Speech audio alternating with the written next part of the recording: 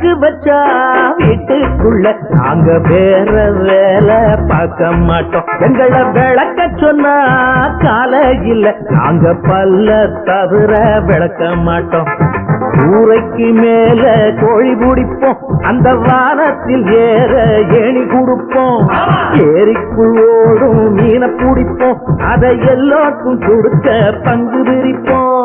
விளக்கு வச்சா வீட்டுக்குள்ள நாங்க வேற வேலை பார்க்க மாட்டோம். எங்களை விளக்க சொன்னா காலையில நாங்க பல்ல தவிர விளக்க மாட்டோம்.